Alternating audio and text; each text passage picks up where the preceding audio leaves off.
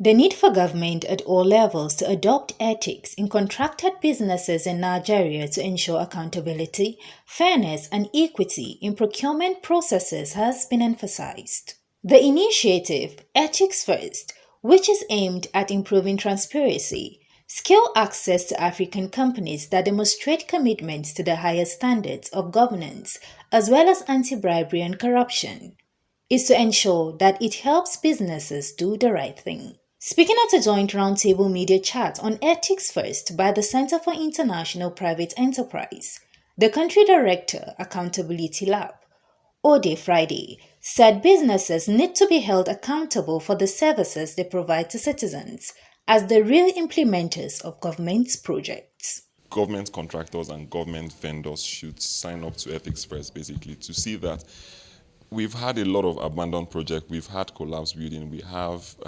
loss of government fund due to contractors and vendors who engage with government procurement processes. But how do we ensure that we support this business? And we citizens are the end users and are the ones largely affected by all of these services. But the point is also checking to see businesses are approaching services they deliver to citizens and even the government in ethical ways, in accountable ways where we can hold them responsible.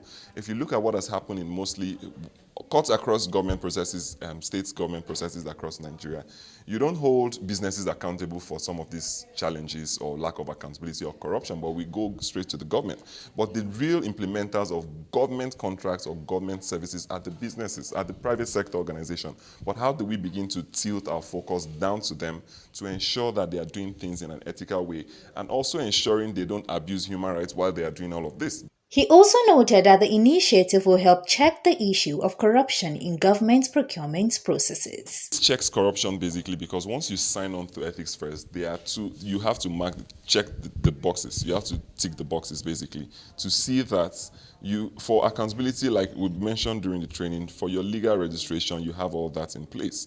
For systems and structures, for finances, you have all that in place. And we want to ensure that there's fairness. So every government contract or whatever contract you get in its context is gotten in a fair and accountable way without any scratch my back or scratch your back kind of situation, basically.